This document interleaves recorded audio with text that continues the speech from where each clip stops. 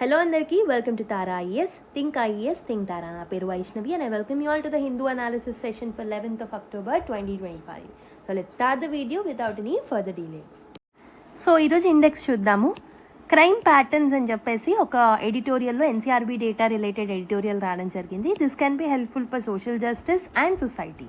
Okay, unemployment is a core issue in Bihar అని ఒక case study type article. You can use it in your economy answers GS3. Demographic mission అని ఒక beautiful article రావడం జరిగింది. This is important for social issues in paper 1 and paper 2లో population issues అనే టాపిక్లో link చేసుకోవచ్చు GS1 అండ్ GS2లో. Nobel prize related ఒక ఆర్టికల్, అగైన్ ఇక్కడ ఇన్ఫర్మేషన్ ప్రిలిమ్స్లో యూజ్ అవుతుంది. కిల్లర్ కఫ్ సిరప్, చేలం hills, bank came calling and 3 important case study type articles వచ్చాయి. So these are important for case studies and substantiations for your mains answers. And other small articles like India's Kabul mission ani IR related article, ceasefire in Israel ani IR related article, Supreme Court revisiting ban on green firecrackers ani GS3 environment and GS2 polity lo kuda use chesukochu. Refugees versus infiltrators అని చెప్పేసి social justice related ఒక article వచ్చింది. Hydro power project అని చెప్పి ఇంకో article, and few other preliminary specific articles like guidelines with respect to retired government officials, RTI related ఒక critical analysis ఇచ్చే ఒక పాయింట్, అండ్ నోబెల్ పీస్ ప్రైజ్కి related ఒక ఆర్టికల్. ఇలా ఒక 15 ఆర్టికల్స్ టు 16 ఆర్టికల్స్ డీల్ చేసుకోబోతున్నాం. So let start the discussion without any further delay. So వీడియోకి వెళ్ళే ముందు చిన్న అనౌన్స్మెంట్. మనం రీసెంట్గా గరుడా అనే ఒక కోర్స్ని లాంచ్ చేయడం జరిగింది. So this is taken up by me. So this is a paid course అనమాట. So Garuda is about the mapping mastery course. So ఇక్కడ మనం వరల్డ్ స్టాటిక్ మ్యాపింగ్ని డీల్ చేయడం జరుగుతుందన్నమాట. Will pick up each and every important continent and will cover key themes like mountains, rivers, straits, international boundaries, biospheres, global hotspots, etc. And many more current related things will also be covered in this. Once you are done with this particular course, it will be very easier for you to visualize the things and to understand the world history, to understand the different groupings in the international relations, to understand geography concepts, locations, and many more. So that is where world mapping అనేది చాలా important అవుతుంది. And డైరెక్ట్గా యూపీఎస్సీలో కూడా questions అనేవి వస్తూ ఉన్నాయి. Okay, so previous year క్వశ్చన్స్ని ఆధారంగా తీసుకొని ఇంపార్టెంట్ ఆస్పెక్ట్స్ని కూడా మనం కవర్ చేస్తాం కాబట్టి if you want to purchase you can purchase at only 499. So 3 practice tests అనేవి ఉంటాయి for smart and effective revision. Practice booklet కూడా ఇస్తాము with high resolution maps that we use in the discussion. Okay, already demo sessions ఉన్నాయి. If you want, you watch it and then you can join the course. Okay, with this note, let me start. And before that, world history courses ఉన్నాయి and economy related course, anthropology related courses. So try to explore our website and also you can explore our application also, the mobile application. So tarais.com వెళ్ళి అక్కడ purchase చేయొచ్చు డైరెక్ట్గా, లేదా 63059553 అనే నెంబర్కి call చేసి కూడా you can take in to the admissions of this particular courses. So let me start the discussion without any further delay. So first article చూద్దాం. క్రైమ్ ప్యాటర్న్స్ అని చెప్పేసి ఎన్సీఆర్బీ 2023 రిపోర్ట్ గురించి ఒక పర్టికులర్ ఆర్టికల్ రావడం జరిగింది. This is article from editorial page. Okay, so let start decoding this. So NCRB, that is national crime records bureau ఏదైతే ఉందో అది ఒక డేటాని ఎవ్రీ ఇయర్ రిలీజ్ చేస్తూ వస్తుంది. Like on how many crimes will happen across India. So crime patterns ఏంటి అనేది మనకి ఎన్సీఆర్బీ డేటా ఇస్తూ ఉంటుందన్నమాట every year. But before reading such reports what you need to put in your mind ఏంటి అని అంటే, సో నంబర్ ఆఫ్ క్రైమ్స్ అనేది ఒక పర్టికులర్ స్టేట్స్లో ఎక్కువ ఉండడం అనేది it doesn't make that particular state more dangerous. For example there is state A and there is state B. So for example ఓవరాల్గా ఏదైనా దాంట్లో స్టేట్ ఏలో క్రైమ్స్ ఎక్కువ జరిగాయి అని మనకి ఈ డేటా చెప్తుంది దాన్ ద స్టేట్ బి అని చెప్పేసి మనకి ఈ డేటా చెప్తే it doesn't always means that state A అనేది డేంజరస్ అండ్ స్టేట్ బి అనేది సేఫర్ అని ఇట్ డజంట్ మీన్. ఎందుకు అని అంటే, సో స్టేట్ ఏలో రిపోర్టింగ్స్ ప్రాపర్గా జరగవచ్చు. క్రైమ్ జరిగిన తర్వాత సో పోలీస్కి రిపోర్ట్ చేయడం అనేది చాలా క్విక్గా చాలా ఎక్కువగా జరగవచ్చు. దానివల్ల స్టేట్ ఏలో ఎక్కువ క్రైమ్స్ కనిపిస్తుండొచ్చు than the state B. So this is the point that you have to remember before reading such data. Okay, so ఈ పర్టికులర్ డేటా అనేది ఖచ్చితంగా అబ్సల్యూట్ డేటా అయితే కాదు. So there will be few inner variations that will happen అనమాట. Okay, so this is because చాలా crimes ఏంటి అని అంటే, so they depend on whether people report them or not. People report చేశారా లేదా అనే దాని మీద మనకు నంబర్స్ అనేవి డిపెండ్ అయి ఉంటాయన్నమాట. Okay, so some states like record the cases better and while others will not do that. Even ఈ లిమిటేషన్లో కూడా we need to look at the national trends of NCRB, because ఉన్న వాటిలలో ద మోస్ట్ రిలయబుల్ వన్ అని చెప్పొచ్చు. Okay, so sudden changes ఏమైనా ఉంటాయి. For example ఏ అనే స్టేట్కి లాస్ట్ ఎన్సీఆర్బీ డేటాకి ఈ పర్టికులర్ ఎన్సీఆర్బీ డేటాకి సడన్ చేంజెస్ ఏమైనా వచ్చాయా, ఎందుకు వచ్చాయి అనే అనాలిసిస్ మనకి ఇంపార్టెంట్ అవుతుంది అనమాట. Okay, so let's start decoding this article, what is there in this article in detail. So basically 2023 NCRB report అనేది 1 year లేట్ రావడం జరిగింది. ఎందుకు అని అంటే చాలా గవర్నమెంట్ సర్వీస్ కానీ రిపోర్ట్స్ కానీ అండ్ మిగతా నేషనల్ సెన్సస్ కానీ చాలా డీలే అవుతూ పోస్ట్పోన్ అవుతూ యూనియన్ గవర్నమెంట్ ముందుకు తీసుకొచ్చింది కాబట్టి ఒఫీషియల్ డేటా కలెక్షన్ అనేది చాలా స్లో డౌన్ అయింది అని చెప్పొచ్చు. అందుకే 1 year లేట్ రావడం జరిగిందనమాట. అయితే what are the key crime trends in 2023? 2023లో క్రైమ్ ట్రెండ్స్ ఎలా ఉన్నాయనేది చూద్దాం ఒకసారి. అయితే ఫస్ట్ థింగ్ మర్డర్ కేసెస్ అనేవి ఆల్మోస్ట్ 2.8% తగ్గిపోవడం జరిగిందనమాట. Okay, which means a slight positive sign అని చెప్పొచ్చు. So most murders still they are happening. ఎందుకు అని అంటే so there are different reasons అసలు ఎందుకు మర్డర్స్ అవుతూ ఉంటాయని అంటే పర్సనల్ డిస్ప్యూట్స్ వల్ల కానివ్వండి, రివెంజ్ తీర్చుకోవడానికి కానివ్వండి, లేదా to gain something like money కోసమో ప్రాపర్టీ కోసమో మర్డర్స్ చేస్తూ ఉంటారు. ఓకే, సో కాబట్టి తగ్గింది అని అంటే it's a little positive sign అని చెప్పొచ్చు అనమాట. Second data that is given in this article ఏంటి అని అంటే crimes against the scheduled tribes, crimes against the STs, scheduled tribes. So ఇక్కడ మనం కోట్ చేసుకునే డేటా అంతా మీరు మెయిన్స్లో యూజ్ చేసుకోవచ్చు, రిలయబుల్ డేటా ఎన్సీఆర్బీ డేటా కాబట్టి. Okay, so crimes against scheduled tribes went up sharply, almost 28.8% పెరగడం జరిగిందనమాట crimes against STs. It means it is a worrying trend. So 28% అంటే చాలా ఎక్కువగా పెరిగింది అని చెప్పొచ్చు అనమాట. ఓకే, ద బిగ్గెస్ట్ రీజన్ ఏంటి అని అంటే మణిపూర్లో జరిగిన ఎథనిక్ వైలెన్స్ ట్రైబల్కి అగెన్స్ట్గా వైలెన్స్ ఏదైతే జరుగుతుందో, ఎథనిక్ వైలెన్స్ ఏదైతే జరుగుతుందో that is the main reason. ఈ పర్టికులర్ స్టార్క్ ఇంక్రీజ్ అవ్వడానికి the main reason is that. And the number of crimes against STs అనేవి దట్ జంప్డ్ విత్ 1 case. 2022లో ఓన్లీ 1 case అనేది చూసాము, బట్ 2023లో ఆల్మోస్ట్ 3,399 సచ్ కేసెస్ చూడడం జరిగిందనమాట. దిస్ షో దట్ హౌ ఒక పర్టికులర్ కాన్ఫ్లిక్ట్ అనేది, ఒక పర్టికులర్ మేజర్ కాన్ఫ్లిక్ట్ అనేది నంబర్స్ని ఎలా డ్రాస్టిక్గా ఇంక్రీజ్ చేస్తుందో మనకి అర్థమైపోతుంది. అండ్ స్టేట్స్ లైక్ మధ్యప్రదేశ్, రాజస్థాన్లో కూడా సో ట్రైబల్ పీపుల్కి అగేన్స్ట్గా హై క్రైమ్ రేట్స్ రికార్డ్ అవ్వడం జరిగిందనమాట. So it means that tribal community still vulnerable సిచ్యువేషన్లో ఉన్నారు and they are facing few problems in especially in the central belt of India. Okay, next one, third important data that is given in this article is cyber crimes.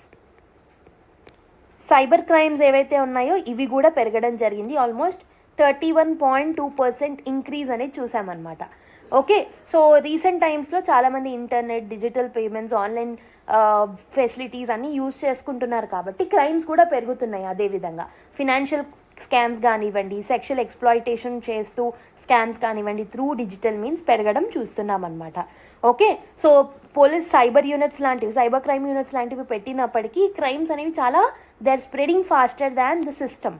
So system దాన్ని handle చేసే technology ఎంతైతే రేట్లో పెంచుతుందో that is not matching how the cyber crime so criminals ఎవరైతే cyber criminals ఎవరైతే ఉంటారో వాళ్ళు త్వరగా అప్డేట్ అవుతున్నారు. The intensity of their updation is more. Okay, so ఈ రీసెంట్ టైమ్స్లో మనం బ్యాంకింగ్ నుంచి, షాపింగ్ నుంచి, డేటింగ్ వరకు ప్రతి ఒక్కటి ఆన్లైన్లో చేస్తున్నారు కాబట్టి so definitely policing need to get advanced, టెక్నికల్గా స్కిల్ఫుల్గా అడ్వాన్స్ అవ్వాల్సిన అవసరం అయితే ఉంది పోలీసింగ్ కూడా. And next important data is crimes against children. Crimes against children. Okay, సో ఇది కూడా ఆల్మోస్ట్ 9.2% ఇంక్రీజ్ అవ్వడం జరిగింది. Again this is a concern. So what's more concern is that 96% of the cases ఏవైతే ఉన్నాయో so in that cases the offender was someone the child already తెలిసిన person నుంచి వచ్చే క్రైమ్సే ఎక్కువ ఉన్నాయి. ఆల్మోస్ట్ ఉన్న అన్ని కేసెస్లో 96% కేసెస్ ఇవే ఉన్నాయన్నమాట. So this is more concerning. అంటే చైల్డ్కి సంబంధించిన రిలేటివ్ కానీ, నేబర్ కానీ, టీచర్ కానీ వాళ్ళే క్రైమ్స్ని కమిట్ చేస్తున్నారు. ఓకే, సో అంటే ట్రస్టెడ్ సర్కిల్స్లోనే క్రైమ్స్ అనేవి ఎక్కువగా జరుగుతున్నాయి than the strangers. Okay, so the total number of such cases are almost 1,77,335 cases జరిగాయి అనమాట, which is very very huge. కాబట్టి states definitely they need to do something very quickly regarding this particular children related data. So చిల్డ్రన్కి teach చేయాలి like how which kind of behaviour adults నుంచి మనం accept చేయాలి, what kind of behavior needed to be complained to the parents. Okay, and we have to encourage the children also. ఒకవేళ వాళ్ళకి అలాంటి situations వస్తే ఫాస్ట్గా రిపోర్ట్ చేయాలి అని చెప్పేసి. హవెవర్ ఈ రైజ్ ఏదైతే ఉంటుందో it also means that reporting కూడా పెరిగే ఛాన్సెస్ ఉన్నాయి. రిపోర్టింగ్ కూడా పెరిగింది కాబట్టి ఇన్ని క్రైమ్స్ అండ్ స్టార్క్ ఇంక్రీజ్ అనేది మనకు కనిపిస్తుంది అని కూడా అనుకోవచ్చు అనమాట. And also some times POCSO related cases ఏవైతే ఉన్నాయో, ఓకే, సో కన్సెన్షియల్ రిలేషన్షిప్స్లో అంటే ఇప్పుడు 2 పార్ట్నర్స్ ఉన్నారు who are under 18 years. So basically A and B ఇద్దరు పార్ట్నర్స్ అయితే వీళ్ళిద్దరు కన్సెన్సస్లో ఉన్న రిలేషన్ని కూడా సమ్ టైమ్స్ మనం దాన్ని క్రైమ్గా తీసుకుంటున్నాం. కాబట్టి ఆ కేసెస్ వల్ల కూడా there might be a rise in this particular crimes against the children. Okay, so this is the 4th one. And coming to the fifth one, fifth data చూసుకుంటే crimes against women. Crimes against women చూసుకుంటే the overall numbers of crimes against women స్లైట్గా increase అయింది, like 0.4% increase చూసాము, which means it's a very small change, but still it is a worrying situation only. Okay, డీప్గా మీరు చూసుకుంటే dowry related crimes ఏవైతే ఉన్నాయో అవే almost చాలా ఇంక్రీజ్ అవ్వడం జరిగింది. ఆల్మోస్ట్ 14.9% ఇంక్రీజ్ డౌరీ రిలేటెడ్ డెత్స్లోనే మనం చూసామన్నమాట. Okay, so deep rooted problem అనమాట డౌరీ అనేది. So that is another thing. Okay, so these are the different types of data that NCRB gives to us. So NCRB ఇవన్నీ data మనకి ఇస్తుంది అనమాట. So ఈ పర్టికులర్ డేటా అనేది డైరెక్ట్గా మీరు ఎక్కడ యూస్ చేసుకోవచ్చు, you can utilize in your mains answers. Okay, so crimes related children, crimes against the women, crimes against the children, and cyber crime, crimes against the scheduled tribes and murder cases. So ఇవన్నిటిని ఒక దగ్గర note down చేసుకోండి so that you can use in your answers. So మనకు తరచుగా news పేపర్లో NCRB data now and then వస్తూనే ఉంటుంది. So దాన్ని అప్డేట్ చేసుకుంటూ ఉండండి. అండ్ ఆ డేటాని మీరు రెలవెంట్ ప్లేసెస్ ఆఫ్ ద సిలబస్లో మీరు మెన్షన్ చేసుకుంటే you can revise it when ever you revise the notes. Okay, so now let's go to another article. Next article, unemployment is still a core issue in Bihar అని చెప్పి ఒక article రావడం జరిగిందనమాట. So unemployment అనేది it is one of the biggest problems in Bihar. అయితే in both రీసెంట్గా జరిగిన assembly elections, అంటే 2015లో జరిగిన అసెంబ్లీ ఎలక్షన్స్ కానివ్వండి, 2020లో జరిగిన అసెంబ్లీ ఎలక్షన్స్ కానివ్వండి, సో జాబ్స్ అండ్ లైవ్లీహుడ్ ఏవైతే ఉన్నాయో వాటినే టాప్ ప్రయారిటీస్గా, టాప్ ఇష్యూస్గా పీపుల్ ఎక్కువ కేర్ చేయడం జరిగిందనమాట. వాటిని ప్రయారిటైజ్ చేసుకొని ఓటింగ్ బిహేవియర్ అనేది సో డిపెండ్ అయ్యి ఉండిందనమాట బీహార్లో. 2015లో మీరు చూసుకుంటే only 9% voters said that unemployment అనేది మెయిన్ ఇష్యూ అని. బట్ 2020 వచ్చేసరికి almost 21% people have some concerns with respect to unemployment in Bihar. అంటే so almost more than double అవ్వడం జరిగిందనమాట. So people in Bihar are becoming more and more worried about this particular jobs. First of all unemployment ఒకటి issue అయితే ఉన్న employment కూడా quality jobs అనేవి ప్రాపర్గా ఉండట్లేవు అనమాట. So that is the main problem in Bihar. So ఇది మనకి యూపీఎస్సీ కాంటెక్స్లో అంటే మనకి ఇది స్టేట్ స్పెసిఫిక్ డేటా కాబట్టి అంత యూస్ఫుల్ కాకపోవచ్చు, బట్ ఇక్కడ ఉన్న డేటాని మీరు ఎక్కడైనా ఆన్సర్స్లో సబ్స్టాన్షియేషన్స్ చేసుకోవడానికి యూజ్ చేసుకోండి. ఓకే, సో పిఎల్ఎఫ్ఎస్ సర్వే ప్రకారం మీరు చూసుకుంటే it gives us the statistics about employment, unemployment in every state.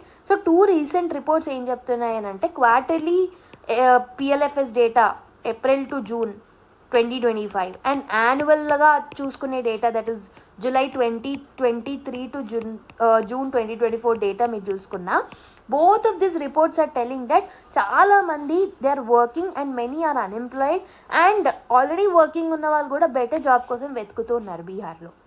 So why unemployment rate alone is misleading in Bihar అని అంటే at first glance what we can say is Bihar unemployment rate అనేది it looks fine. So quarterly report ప్రకారం almost 5.2% అని చెప్పేసి మనం అనుకున్నాము. Annual report ప్రకారం ఎంత అంటే 3% అన్ఎంప్లాయ్మెంట్ రేట్ ఉందని చెప్తుంది ఈ రిపోర్ట్స్. బట్ యాక్చువల్లీ ఉన్నదానికన్నా అండ్ ఆల్సో నేషనల్ యావరేజ్ కన్నా ఈ డేటా అనేది చాలా తక్కువ. నేషనల్ యావరేజ్తో కంపేర్ చేస్తే it is better only.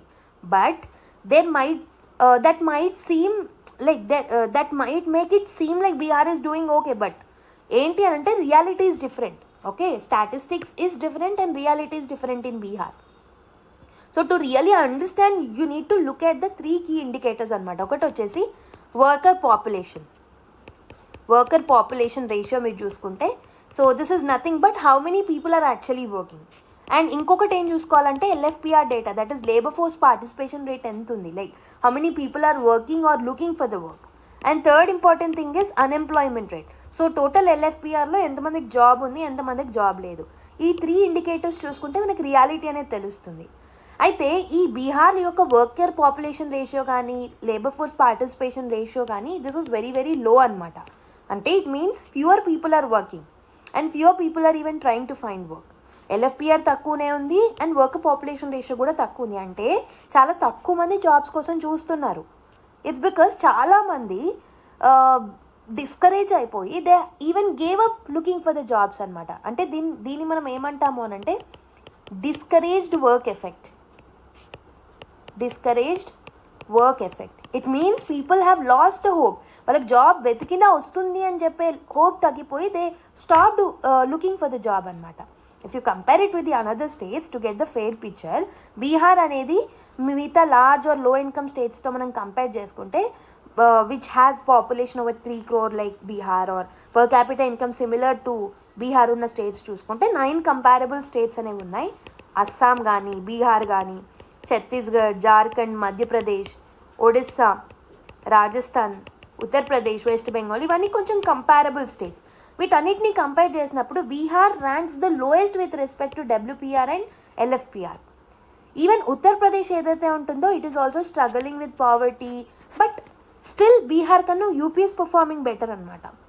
So it means that ఈ డిస్కరేజ్డ్ వర్క్ ఎఫెక్ట్ అనేది it is disproportionately affecting the youth of Bihar. అంటే వాళ్ళు గేవ్ అప్ చేసేసారు. Okay, they are not trusting the economy of Bihar because వాళ్ళకి కావాల్సిన employment create చేయబడట్లేదు సొసైటీలో. అందుకే they gave up looking for the job. అందుకే LFPR తక్కువ ఉంది, వర్కర్ పాపులేషన్ రేషియో కూడా తక్కువ ఉంది.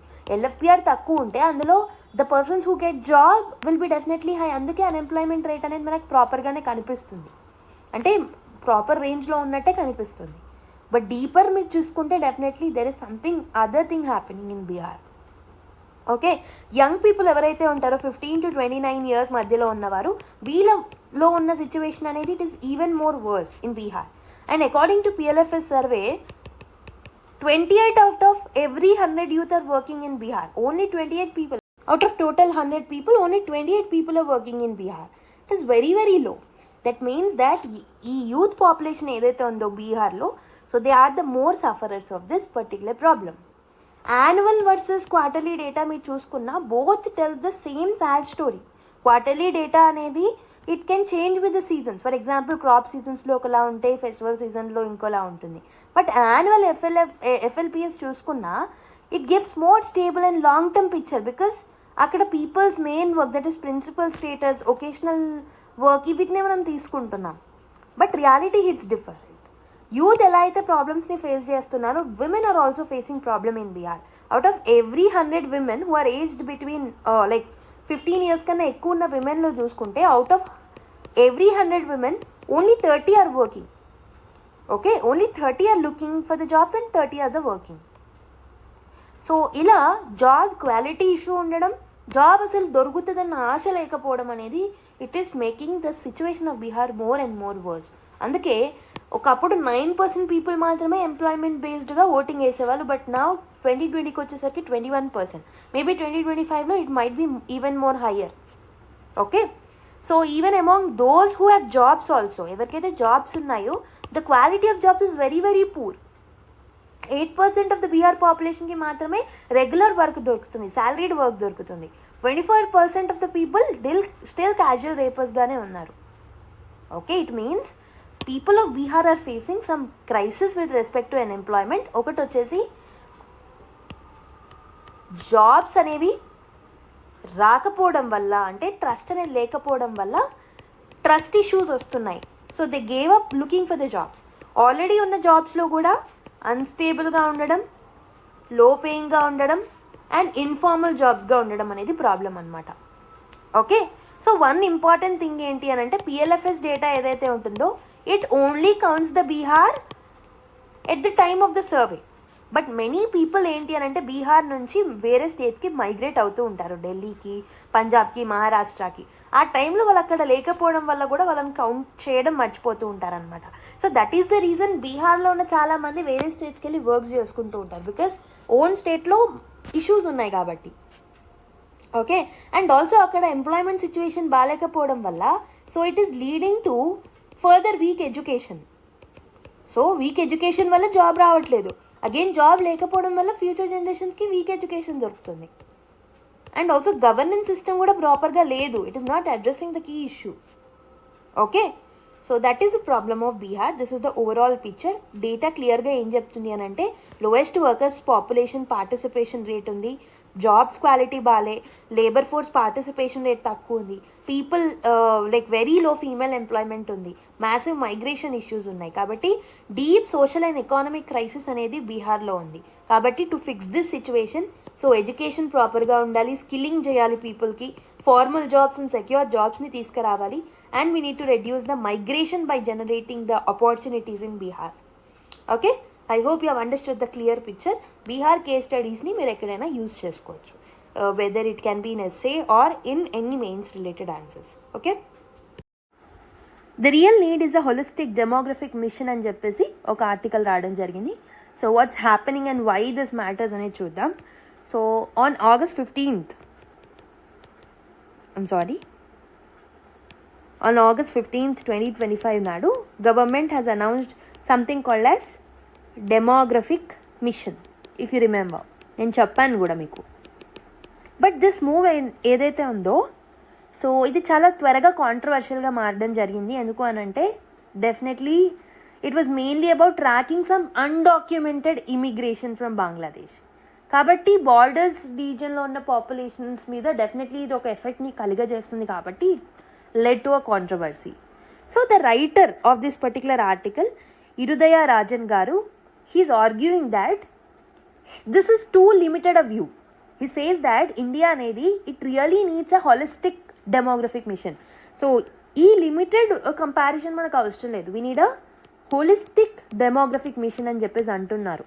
అంటే we need to look at the entire population picture of India. Just immigration గురించి కాకుండా ఎంటైర్ పాపులేషన్ని మనం చూడాలి. ఇండియా అనేది ఇప్పుడు సో ప్రస్తుతం ఉన్న సిచ్యువేషన్ ఏంటి అని అంటే ఇండియా అది డెమోగ్రఫిక్ క్రాస్ రోడ్స్లో ఉంది. అంటే we're in a turning point. So చాలా హ్యూజ్ పాపులేషన్ ఉంది ఇండియాకి, we have a huge population and also most of the population are young. Average age is only 29 years. And ఇంకొకటి ఏంటి అని అంటే ఈ సిచ్యువేషన్ అనేది it's a very great advantage ఒకవేళ దీన్ని ప్రాపర్గా మనం మేనేజ్ చేస్తే. Okay, so why demography matters now? ఎందుకు ఇప్పుడే matters? Because India is the most populous country in the world and large young population ప్రస్తుతం ఇండియాలో ఉంది. కాబట్టి demography matters now. Okay, so కాబట్టి that's make India very proud as of now. So yet demography, that is study of population ఏదైతే ఉంటుందో సీరియస్గా మనం ఇంకా తీసుకోలేదు. It has never or rarely became a serious part of a policy discussion in India despite of having so much demographic advantage. Okay, so except what it comes to population control. Population control తప్పితే మిగతా study చేయడం, దాని మీద policy making చేయడం మీద ఎక్కువ concentrate ఎప్పుడూ మనం చేయలేదన్నమాట. So the author is telling that this is a very short sighted. ఎందుకనంటే ఇండియాస్ డెమోగ్రఫిక్ డైవర్సిటీ చూసుకుంటే విత్ రెస్పెక్ట్ టు ఏజ్ కానీ, విత్ రెస్పెక్ట్ టు రీజన్స్ కానీ, with respect to education, with respect to fertility, ఈ demographic diversity ఏదైతే ఉంటుందో it can actually help sustain its population for many and many decades. ఈ డైవర్సిటీయే మనకి ఇంత హ్యూజ్ పాపులేషన్ని సర్వైవ్ అవ్వడానికి హెల్ప్ చేస్తుంది. But to use this particular advantage India definitely needs to understand its population in the global context. Global కాంటెక్స్లో మన పాపులేషన్ని మనం అర్థం చేసుకోవడం అంతే ఇంపార్టెంట్ అనమాట. సో ఒక పర్టికులర్ నేషనల్ బౌండరీలో మన పాపులేషన్ ఎలా ఉంది, ఎంత డైవర్స్ ఉంది అది ఒక్కటే కాకుండా సో గ్లోబల్ కాంటెక్స్లో మన పాపులేషన్ యొక్క రోల్ ఏంటి అనేది మనం చదవడం very very important. In other words, what we can say is we need to compare our population trends with what is happening in the other parts of the world. మిగతా parts of the వరల్డ్లో వేరే కంట్రీస్లో ఎలా అయితే population జరుగుతుందో, ఎలా అయితే population evolve అవుతుందో, దాంతో మన ఇండియన్ పాపులేషన్ ఎవాల్వ్మెంట్ని లైక్ ఎవాల్వింగ్ నేచర్ని మనం కంపేర్ చేసుకోవాల్సిన అవసరం అయితే ఉందన్నమాట. లైక్ వెస్టర్న్ కంట్రీస్లో ఏజింగ్ ఎలా ఉంది, so are they shrinking their population and how India is doing in the ageing related things, ఇవన్నీ మనం కంపేర్ చేస్తూ చదువుకోవాలి. కాబట్టి the need of the hour is a broader and deeper mission, not just demographic mission but a holistic demographic mission అనేది it's the need of the hour అని చెప్పేసి ఆయన అంటున్నారనమాట. ఓకే, సో బేసిక్గా what is he telling is demographic mission అనేది మనం ఏదైతే demographic mission తీసుకురావాలనుకుంటున్నామో, so this should just track how many people are born, ఎంతమంది పుడుతున్నారు, ఎంతమంది చనిపోతున్నారు, ఎంతమంది మైగ్రేట్ అవుతున్నారు మాత్రమే కాకుండా ట్రాన్స్ఫర్మేషన్స్ ఎలా అక్కర్ అవుతున్నాయి ఓవర్ ద డికేడ్స్, ఈ పాపులేషన్లో ఏజ్ రిలేటెడ్ ట్రాన్స్ఫర్మేషన్స్ ఎలా ఉన్నాయి అండ్ జెండర్ రిలేటెడ్ ట్రాన్స్ఫర్మేషన్స్ ఎలా ఉన్నాయి, ఇవన్నీ మనం చూడాలి. సో డెమోగ్రఫీలో బేసిక్గా 3 ఇంపార్టెంట్ థింగ్స్ని చెక్ చేస్తూ ఉంటారు. ఒకటి fertility, like how many children people have. Second thing ఏంటి అని అంటే mortality, like how long people live.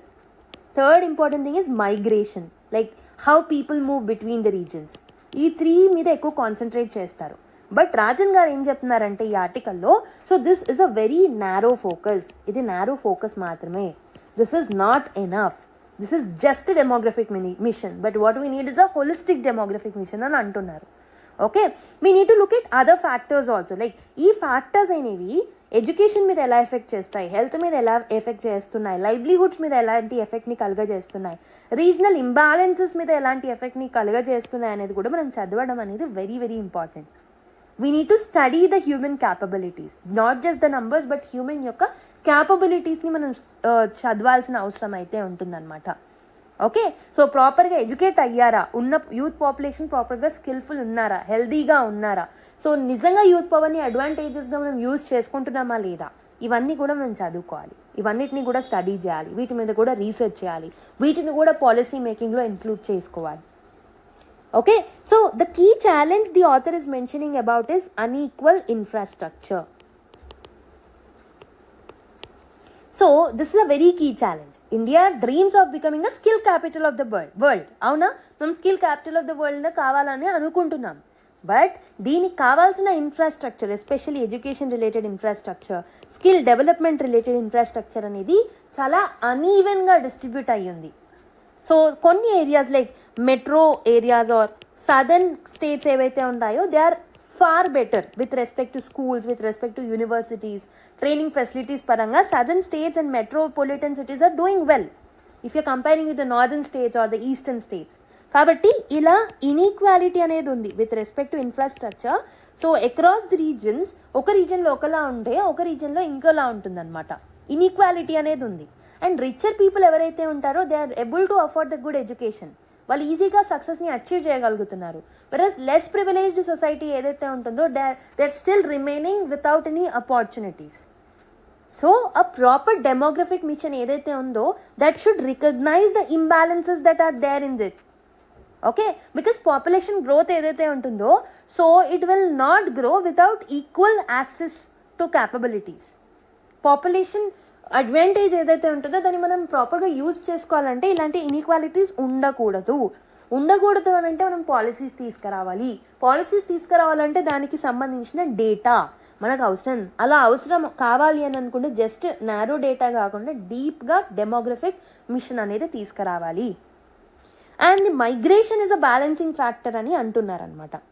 Author is telling that ఈ మైగ్రేషన్ ఏదైతే ఉంటుందో it's a balancing factor.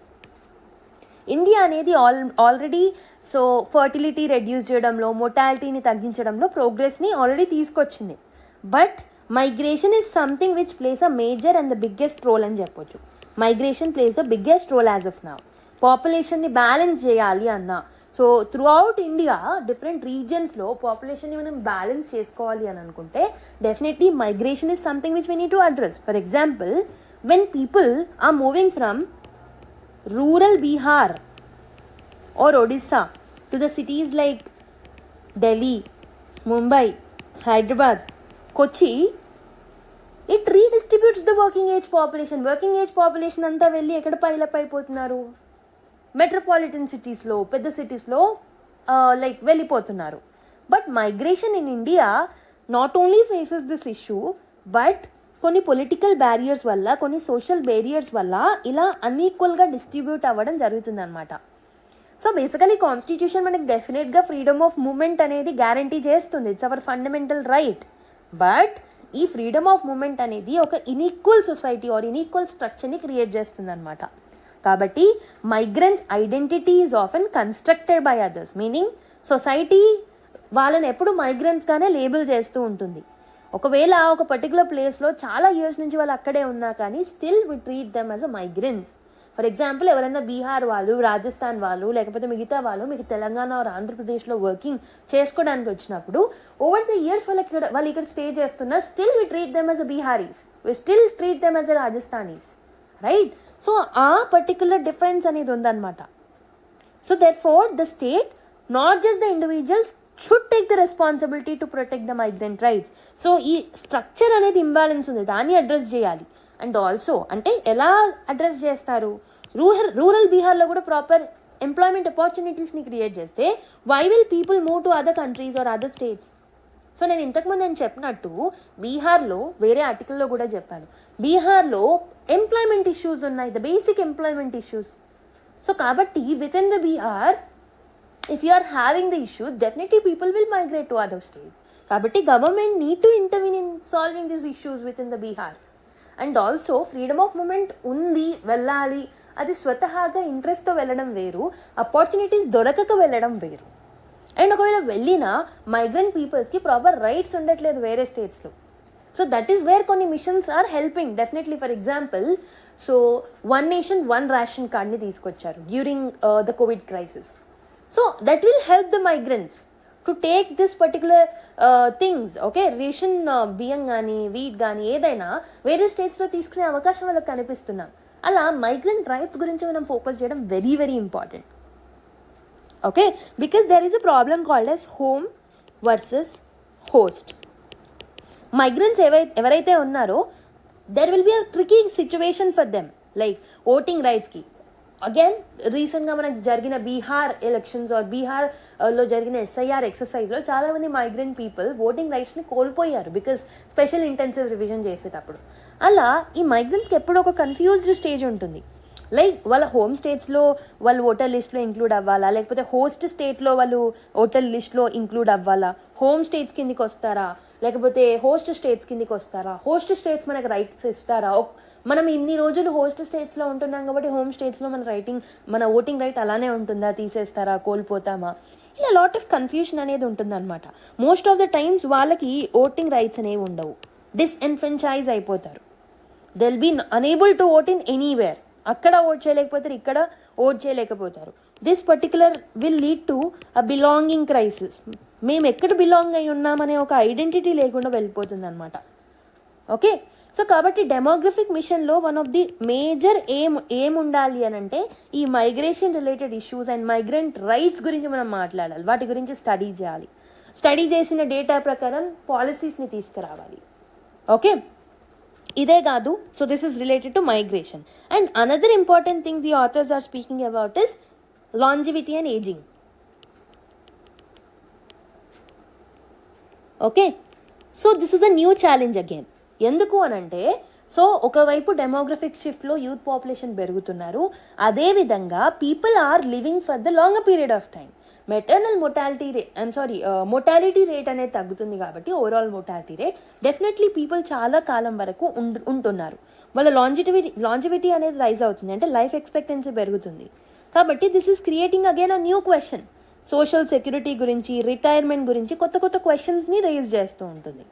So author ఏం చెప్తున్నారు అని అంటే we need to redefine the ageing structure.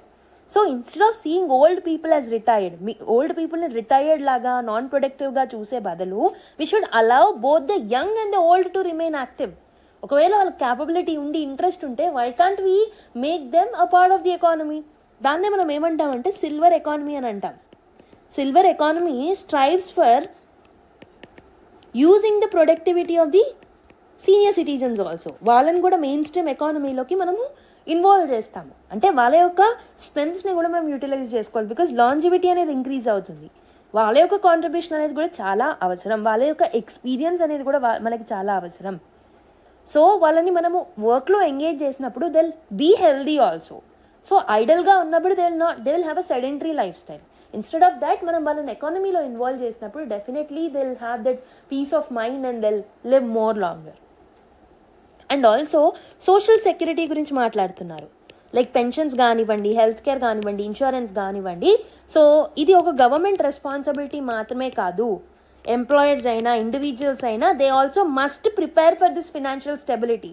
వాళ్ళు రిటైర్ అయిన తర్వాత కూడా వాళ్ళ స్టెబిలిటీ గురించి, వాళ్ళ యొక్క ఫ్యూచర్ బెనిఫిట్స్ గురించి వాళ్ళు ఆలోచించుకోవాలి. సో కాబట్టి India need complete rethink of how to support its ageing population. Longer life spans వస్తున్నాయి కాబట్టి డెఫినెట్లీ వాళ్ళకి ఎలా సపోర్ట్ చేయాలి, వాళ్ళంతా వాళ్ళకు ఫినాన్షియల్ ఫ్రీడమ్ ఎలా ఉండాలి, ఇవన్నిటి మీద మనం ఆలోచించాల్సిన అవసరం అయితే ఉందన్నమాట. అండ్ ఆల్సో ఒక డెమోగ్రఫిక్ పాలసీకి డెమోగ్రఫిక్ అవేర్నెస్ అనేది కూడా very important. Demographic awareness is also very very important. ఎందుకు అనంటే Rajan, who is the author of this article, is stressing that every area of planning, whether economic planning అయినా, social planning అయినా, educational planning అయినా, or any area of planning, or even if it is a political planning, ఇవన్నీ కూడా demographic చేంజెస్ని consider చేయాలి. But right now it is not happening. Okay, so we have many development indicators. Like మనం ప్రోగ్రెస్ని ఎలా చూడాలి, ఎలా మనం కన్సిడర్ చేయాలి, లైక్ ఏజ్ రిలేటెడా, జెండర్ రిలేటెడా, స్కిల్సా, ఇవన్నీ చూస్తూ ఉంటాం. బట్ డెమోగ్రఫిక్ ఆస్పెక్ట్స్ని మనం కన్సిడర్ చేయము. ఫర్ ఎగ్జాంపుల్ పాలసీస్ అనేవి పర్ క్యాపిటా డేటా మీద ఫోకస్ చేస్తూ ఉంటాయి. But they will ignore how there is a difference of the per capita income across the regions, across the groups, across the ages. Per capita income అనేది young ఏజ్లో ఎక్కువ uneven ఉందా, లేకపోతే మిగతా ఏజెస్లో ఎక్కువ ఉందా, ఈ ఏజ్ రిలేటెడ్ గ్యాప్స్ని మనం చూడము. సో కాబట్టి ప్రతి ఆస్పెక్ట్లో డెమోగ్రఫిక్ అవేర్నెస్ అనేది ఇంపార్టెంట్. ప్రతి ప్లానింగ్లో డెమోగ్రఫిక్ చేంజెస్ని మనం కన్సిడర్ చేయడం very very important. So the bigger picture is demography should act as a base of the future. డెమోగ్రఫీని ఫ్యూచర్కి ఒక బేస్ లాగా మనం యూజ్ చేసుకోవాలి. ఆథర్ యొక్క వ్యూ పాయింట్ ఏంటంటే, సో డెమోగ్రఫీ అనేది it's not just about counting the people, ఎంతమంది ఉన్నారు, ఎక్కడ ఉన్నారు అని మాత్రమే కాదు, హ్యూమన్ డెవలప్మెంట్కి it's a base. We need to understand the inclusion. We need to understand the progress. We need to understand the marginalization. So కాబట్టి ఒక ట్రూ డెమోగ్రఫిక్ మిషన్ ఏదైతే ఉంటుందో, ఇట్ షుడ్ స్టడీ ఇండియా యొక్క ట్రాన్స్ఫర్మేషన్స్ ఎలా ఉన్నాయి, over time education ఎలా improve అవుతుంది, skills ఎలా ఇంప్రూవ్ అవుతుంది, ఏజింగ్ ఎలా ఇంప్రూవ్ అవుతుంది, మైగ్రేషన్, ఫర్టిలిటీ, వీటన్నిటినీ చూడాలి. వీటిలో ఉన్న ట్రాన్స్ఫర్మేషన్స్ చూడాలి. వీటిలలో ఏమైనా ఇంబ్యాలెన్సెస్ ఉన్నాయనేది చూడాలి. Across the regions, across the age groups మనం ఇంబ్యాలెన్సెస్ని చూడాలి. అండ్ ఇవన్నీ స్టడీ చేసి ఇవన్నిట్లో కలెక్ట్ చేసిన డేటా అండ్ అనాలిసిస్ని పాలసీ మేకింగ్లో యూజ్ చేసుకోవాలి. Okay, so in short what we can say that ఈ డెమోగ్రఫిక్ మిషన్ని మనం హోలిస్టిక్గా మార్చినప్పుడు definitely it will help us in the long run. Human capability improve చేసుకోవడానికి, migration rights, ageing, balanced regional growth, ఇవన్నీ ఇంప్రూవైజ్ అవ్వాలి అని అంటే మనకు ఒక హోలిస్టిక్ డెమోగ్రఫిక్ మిషన్ కావాలి, not just a demographic mission. Okay, I hope you have understood the argument. Now let's go to another article. Next article making sense అని చెప్పేసి, so రీసెంట్గా నోబెల్ ప్రైజ్ ఇన్ లిటరేచర్ ఎవరికైతే వచ్చిందో దాని గురించి analysis అనేది రావడం జరిగింది. Not very important, but let's see few key points from this article. Nobel Prize in literature 2025లో ఎవరికి వచ్చింది? హంగేరియన్ రైటర్ అయిన లాజ్లో Krasznahorkai. I'm sorry for the pronunciation. I don't know whether it is right or wrong, but let's call him Laszlo. Okay, Laszloకి రావడం జరిగింది. So basically this person is known for his bleak philosophical stories.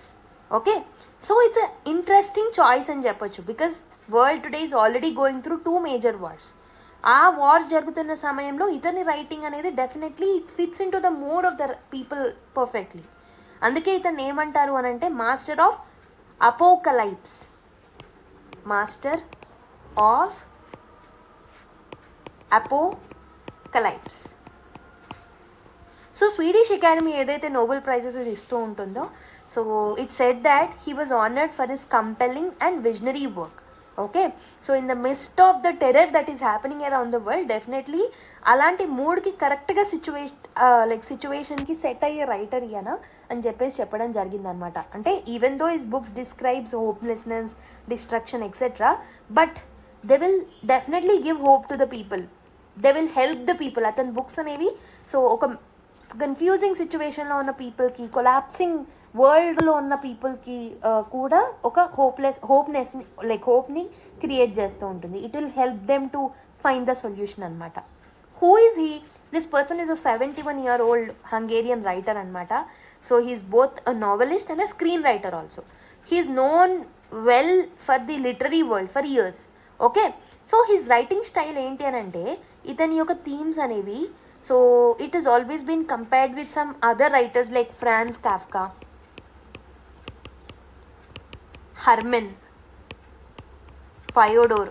Okay, you don't need to remember these names. So yeah, ఈ particular వర్క్స్తో compare చేయబడుతూ ఉంటారనమాట. ఎందుకు అనంటే మెలాన్కోలిక్ స్టైల్లో ఇతను రాస్తూ ఉంటారు. మెలాన్కోలిక్ అని అంటే sadness. So his writings will be filled with the sadness అని చెప్పొచ్చు. And also they are filled with dystopian. Dystopian అంటే ఏంటంటే ఒక collapsing or nightmare related ప్రపంచాన్ని మనకు చూపిస్తూ ఉంటాడనమాట. Okay, so what is his breakthrough అంటే 1985లో Satan Tango is the breakthrough of this particular writer. So this was the first major book which made him famous. So it is a selective, this book is a set of a collective form. Okay, so last days of కమ్యూనిజంలో ఈ particular book రాయడం జరిగిందనమాట. So కాబట్టి ఇక్కడ characters కూడా ఎలా ఉంటాయనంటే పూర్గా, హోప్లెస్నెస్గా. Okay, people will be waiting for the miracle to save them, but as expected ఈ మిరాకిల్ అనేది ఎప్పుడు రాదనమాట ఆయన బుక్స్లలో. ఈ నావెల్స్ ఎలా ఉంటాయి అనంటే కొన్ని కొటేషన్స్తో స్టార్ట్ అవుతూ ఉంటాయి, ట్రాన్స్లేషన్స్ ఉంటాయి, ఇలా డిఫరెంట్ స్టైల్ ఆఫ్ రైటింగ్ అనేది ఉంటుందన్నమాట. His turning point is the book the melancholy of resistance. Melancholy of, ఈ బుక్స్ పేర్లు గుర్తుపెట్టుకోండి. So might be asked in films. 1989లో రాయడం జరిగింది ఈయన. So it is the second big book అన్నమాట ఇతంది. So the same year Berlin Wall అనేది ఇట్ ఫెల్. సో కాబట్టి this particular era is the mark of end of Cold War, right? ఆ టైంలో ఈ బుక్ రాయడం జరిగిందనమాట. సో ఈ స్టోరీలో కూడా ఒక సర్కస్ తోటి బుక్ స్టార్ట్ అవుతూ ఉంటుంది. ఒక సర్కస్ అనేది స్మాల్ టౌన్కి రావడం, జెయింట్ వేల్ అనేది ఉండడం, స్ట్రేంజ్గా ఉండడం, మ్యానిపులేషన్, ఫియర్, కేవోస్, ఇవన్నీ ఉంటాయన్నమాట ఏదైనా బుక్లో.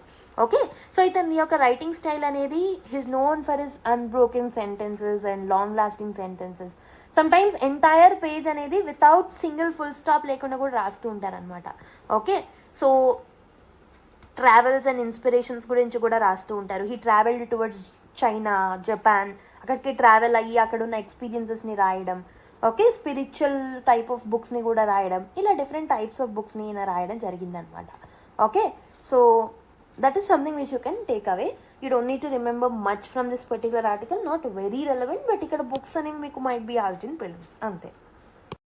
సో నెక్స్ట్ 3 to 4 ఆర్టికల్స్ ఏంటి అని అంటే these are the case study type articles. మొత్తం అంతా మనకి ఇంపార్టెంట్ ఉండదు. So whatever is important for the UPSC point of view అది మాత్రమే చూస్తాం. సో మనకు తెలుసు రీసెంట్గా మధ్యప్రదేశ్లో 24 చిల్డ్రన్ చనిపోయారు and 3 were critically injured because ఒక అడల్ట్రేటెడ్ కోల్డ్ సిరప్ ఏదైతే ఉంటుందో దట్ ఈస్ కోల్డ్ డ్రిఫ్ట్ని వాళ్ళు కన్జ్యూమ్ చేశారు. ఓకే, ల్యాబ్ టెస్ట్ ఏవైతే ఉన్నాయో అవి కన్ఫర్మ్ చేశాయి ఏంటి అని అంటే ఈ పర్టికులర్ కోల్డ్ డ్రిఫ్ట్లో డైఇథైలిన్ గ్లైకోల్ అనేది ఉంది అని మనం ఆల్రెడీ లాస్ట్ క్లాసెస్లో చూసాం దీని గురించి. This is a toxic industrial solvent. Okay, so this explores that or this exposes that కొన్ని ఫ్లాస్ అనేవి ఉన్నాయి.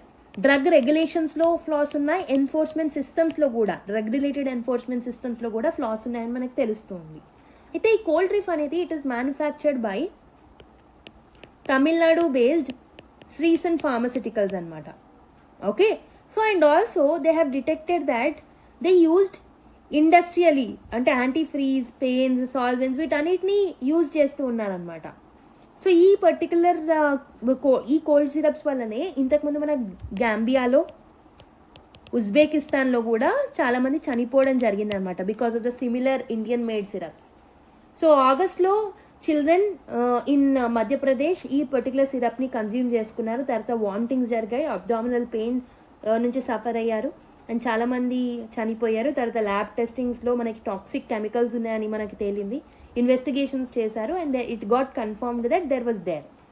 ఓకే, లైసెన్సెస్ని క్యాన్సిల్ చేయడం జరిగిందనమాట. ప్రొడక్షన్ని ఆపేశారు, మ్యానుఫ్యాక్చరర్ని అరెస్ట్ చేశారు అండ్ ఆల్మోస్ట్ 543 బాటిల్స్ని టోటల్గా సీజ్ చేయడం జరిగిందనమాట. So what are the causes of this particular tragedy? Manufacturing lapses జరిగాయి. Non pharma PL grade propylene glycol లాంటి కెమికల్స్ని యూజ్ చేయడం వల్ల ఇలాంటి ఇష్యూస్ జరిగాయి. క్వాలిటీ కంట్రోల్ ప్రాపర్గా లేదు, మ్యాండేటరీ బ్యాచ్ టెస్టింగ్ ప్రాపర్గా లేదు. సెకండ్ థింగ్ ఈజ్ రెగ్యులేషన్స్లో వీక్నెస్ అనేది ఉందన్నమాట. Regulatory weakness is there. CDSCO, that is central drug standard control organisation ఏదైతే ఉంటుందో, this is having authority to approve new drugs. And state drug controls ఏవైతే ఉన్నాయో వాళ్ళ లైసెన్సెస్ అండ్ మ్యానుఫ్యాక్చరింగ్ లైసెన్సెస్ని monitor చేస్తూ ఉంటారు. కానీ వీళ్ళు ప్రాపర్గా ఇన్స్పెక్షన్స్ అనేవి చేయలేదన్నమాట. అండ్ ఆల్సో సప్లై చైన్స్లో కూడా విజిలెన్స్ లేదు. అంటే డిస్ట్రిబ్యూషన్ రికార్డ్స్లో ప్రాపర్ ట్రాకింగ్ అనేది లేదన్నమాట. ఫార్మసీస్ కూడా వితౌట్ వెరిఫికేషన్ ఈ పర్టికులర్ సిరప్స్ని అమ్మేయడం జరిగింది. అండ్ పబ్లిక్ హెల్త్ సిస్టమ్స్లో కూడా లాట్ ఆఫ్ గ్యాప్స్ అనేవి ఉన్నాయి. మల్టిపుల్ చైల్డ్ డెత్స్ అనేవి వచ్చినా కానీ ప్రాపర్ అలర్టింగ్ సిస్టమ్స్ అనేవి లేవన్నమాట. దీనివల్ల హ్యూమన్ కాస్ట్ అనేది జరిగింది, అంటే పీపుల్ చనిపోయారు. Governance impact, like people stopped trusting it. Definitely sales పడిపోతాయి, ఎకనామీ మీద డ్యామేజ్ ఉంటుంది, రెప్యుటేషనల్ డ్యామేజ్ ఉంటుంది.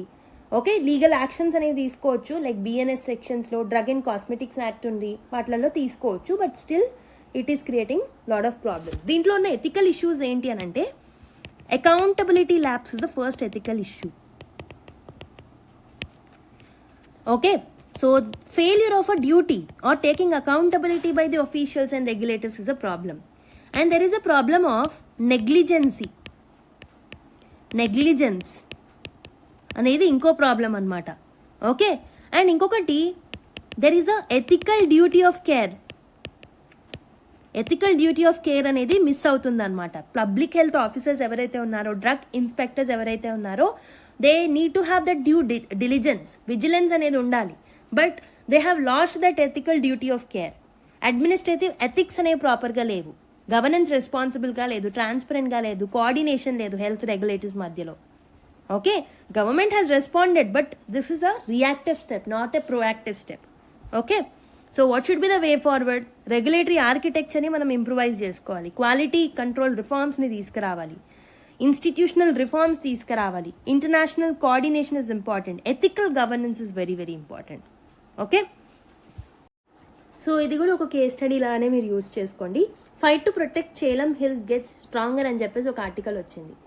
Andhra Pradesh Genco, AP Genco, that is Andhra Pradesh power generation corporation limited ఏదైతే ఉంటుందో, ఇది almost 3200 megawatt super critical coal based thermal power ప్లాంట్ని చేలం హిల్ రేంజ్ ఆఫ్ శ్రీకాకుళం డిస్టిక్లో, like northern ఆంధ్రప్రదేశ్లో సో ప్రపోజ్ చేయడం జరిగిందనమాట. ఈ పర్టికులర్ ప్రాజెక్ట్ యొక్క కాస్ట్ వచ్చేసి 30,000 crores and it almost needs 1200 acres of land అనమాట ఈ ప్రాజెక్ట్ని బిల్డ్ చేయడానికి. Okay, so but it has led to a strong oppositions. ఎక్కడి నుంచి అపోజిషన్ అని అంటే, Savara tribes and Jatapu tribes. Remember this tribes names, Savara and Jatapu tribes ఎక్కడి నుంచి అని అంటే ఆంధ్రప్రదేశ్ శ్రీకాకుళం డిస్ట్రిక్ట్ నుంచి. ఎందుకనంటే వీళ్ళు లైక్ ఫారెస్ట్ మీద, ఫార్మ్ ల్యాండ్స్ మీద ఎక్కువ డిపెండ్ అవుతూ ఉంటారు సర్వైవల్ కోసం. సో వాళ్ళ భూములు లాక్కోవాలని చూస్తున్నారనమాట. Who lives in the Chelam hills? Chelam హిల్స్లో ఎవరు ఉంటారు అంటే ఈ సవరా అండ్ జాతపా ట్రైబ్స్ ఉంటారనమాట. 26 విలేజెస్లో ఉంటారనమాట. They are the forest dependent communities. So and ఇంకొకటి ఏంటంటే, ఈ సవరాస్ PVTG ట్రైబ్స్ అనమాట, పర్టికులర్లీ వల్నరబుల్ ట్రైబల్ గ్రూప్స్లో ఒక పర్టికులర్ పర్సన్స్. వీళ్ళు వెరీ వెరీ ఇంపార్టెంట్. వాళ్ళ లైవ్లీహుడ్స్ అనేవి ఫార్మింగ్ మీద, cotton, maize, turmeric, cashew, mango, ginger, banana, pineapple and forest ప్రొడ్యూస్ని కలెక్ట్ చేసుకోవడం, కస్టర్డ్ యాపిల్స్ని కలెక్ట్ చేయడం, జాక్ ఫ్రూట్స్ని పండించడం, వీటి మీద డిపెండ్ అయి ఉంటుంది. So they are saying that forest and hills అనేవి వాళ్ళ life. Okay, what is for us in your idea of development అని చెప్పేసి వాళ్ళు క్వశ్చన్ చేస్తున్నారు. మీ ఐడియా ఆఫ్ డెవలప్మెంట్లో మాకేంటి, మా డెవలప్మెంట్ అనేది నేచర్కి దగ్గరలో ఉండడం అని చెప్పేసి ట్రైబ్స్ అంటూ ఉంటారు. Okay, so they are telling that మేము ఫారెస్ట్లో ప్రతి ఒక్కటి గ్రో చేసుకుంటాం ఎక్సెప్ట్ సాల్ట్. కాబట్టి basically this project is something which will destroy our livelihood forest అని చెప్పేసి వాళ్ళు బాధపడుతూ ఉన్నారనమాట. సో ఏపీ జెన్కో అఫీషియల్గా దీన్ని అనౌన్స్ చేసింది జనవరి 2025లో. సెప్టెంబర్లో ట్రైబల్స్కి నోటీస్ ఇవ్వడం జరిగిందనమాట. బట్ వాళ్ళు సో ఎదురు తిరగడం మొదలు పెట్టారు. లైక్ లోకల్ ఫార్మర్స్ లైక్ సవరామిన్నారావు ఈ పర్టికులర్ ఆర్టికల్ కొంతమంది ట్రైబల్ నేమ్స్ చెప్పారు. They told that officials have operated the drone and they had seized by the police అని చెప్పేసి చెప్పడం జరిగిందనమాట. ల్యాండ్ స్టడీస్ చేయలేదు, సర్వేస్ చేయలేదు, ఏం చేయలేదని చెప్పారు. So what is the stake ఏంటి అని అంటే, ఈ ప్రపోజ్డ్ సైట్ ఏదైతే ఉంటుందో, ఏ సైట్లో అయితే ఈ ఏపీ జెన్కో ప్రాజెక్ట్ తీసుకురావాలనుకుంటుందో, సో ఇక్కడ కాటన్ ఫీల్డ్స్ ఉన్నాయన్నమాట. Almost 2 to 8 acres cotton fields అనేవి ఉన్నాయి. ఓకే, దీనివల్ల ఆల్మోస్ట్ ఇక్కడ చుట్టుపక్కల ఈ ల్యాండ్ తీసుకోకుండా చుట్టుపక్కల ఉన్న ల్యాండ్లో వాటర్ పొల్యూషన్, ఎయిర్ పొల్యూషన్ వచ్చే ఛాన్సెస్ ఉంటాయి because of this plant. Fertile soil కోల్పోతారు, ఫారెస్ట్, స్ట్రీమ్స్ అన్నీ డిస్టర్బ్ అవుతాయి. ఓకే, ఇక్కడ సేక్రెడ్ ట్రీస్ లైక్ మహువా కూడా ఉన్నాయన్నమాట, which are used in the tribal wedding rituals. అవి కూడా పాడైపోయే ఛాన్సెస్ అనేవి ఉంటాయన్నమాట. ఓకే, సో చేలం అనే ప్లేస్కి డెఫినెట్గా జాగ్రఫికల్ అడ్వాంటేజెస్ అనేవి ఉండొచ్చు, అందుకే తీసుకురావాలనుకుంటున్నారు. But still it is affecting the lifes of the people. ఇక్కడ అగైన్ అనదర్ ఎథికల్ క్వశ్చన్ అనేది రైజ్ అవుతూ ఉంటుంది, that is displacement versus development. So this is the ethical issue that rises. This is the ethical dilemma that rises. Okay, so short term gain versus long term gain, ఈ ఇంకో ethical issue అనేది వస్తూ ఉంటుంది. So overall డెవలప్మెంటా లేకపోతే the lifes of the critical lifes of this పీపులా, ఈ ఇంకో ఎథికల్ డైలమా అనేది వస్తుంది అనమాట. ఇలా డిఫరెంట్ ఎథికల్ డైలమాస్ అనేవి ఇక్కడ రైజ్ అవుతూ ఉన్నాయి. సో ఇక్కడ ఉన్న కొన్ని environmental organisations, tribal organisations like Adivasi Sankshema Parishad కానివ్వండి, మిగతా కానివ్వండి, వీళ్ళందరూ ప్రొటెస్ట్లు చేస్తున్నారనమాట. And they are going to launch the movements further also. Okay, and also మీకు సోంపేట, కాకరాపల్లి రివాల్వ్స్ మీకు గుర్తుంటే, so these are anti thermal plant ప్రొటెస్ట్లు అనమాట. శ్రీకాకుళంలో సిమిలర్ ప్రొటెస్ట్లు వీళ్ళు చేయాలనుకుంటున్నారు అనమాట. ఓకే, సో వీళ్ళకి కంపెన్సేషన్ అనేది ఇవ్వచ్చు, but it can never restore the forest or hills. Government cannot restore this particular area again కదా. సో ఎన్వైరన్మెంటల్ డిజాస్టర్గా వీళ్ళు దీన్ని పేర్కొంటున్నారు. Chelam hill thermal power project ఏదైతే ఉంటుందో, it is the centre of the clash between government and the tribal communities. Okay, so this is the issue of development versus displacement. This is the issue of development versus environmental degradation. This is the issue of short term gains versus sustainability. Okay, దీనికి ఒక solution వచ్చేసి, so what we can do is a stakeholders coordination and stakeholders consensus oriented decision making is very very important. Okay, Anekantavada మీద మనం focus చేయాలంటే different stakeholders అందరూ కలిసి decision making తీసుకురావాలి. Okay, వాళ్ళకి కంపెన్సేషన్ ఇస్తామని వాళ్ళని ఒప్పించాలి. ఒప్పుకోకపోతే ట్రై చేయాలి, లేకపోతే వేరే ప్లేస్ని చూసుకోవాలి. They have to opt for the plan B. Okay, so another one, ఇది కూడా మీరు ఒక కేస్ స్టడీ లాగానే మాత్రమే తీసుకోండి.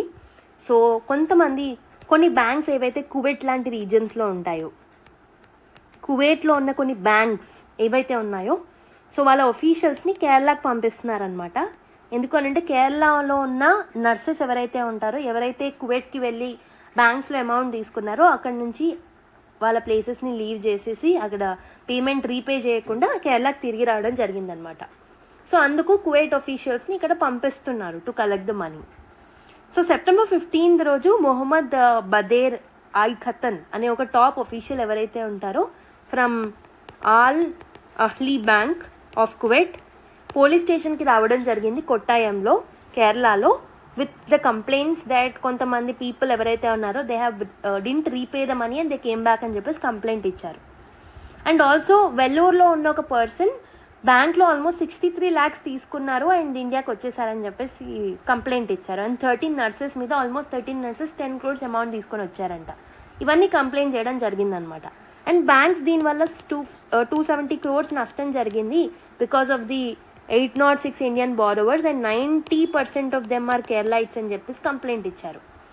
ఈ లోన్స్ అనేవి ఎలా తీసుకున్నారు అని అంటే, ఎర్లియర్ కువైట్లో లోన్స్ తెచ్చుకోవడం వెరీ వెరీ ఈజీ అనమాట. ఎవరైతే ఎక్స్పాట్రియేట్స్ ఉంటారో, ఎవరైతే వేరే దేశాల నుంచి వస్తూ ఉంటారో వాళ్ళకి ఈజీగా ఇచ్చేస్తూ ఉంటారు.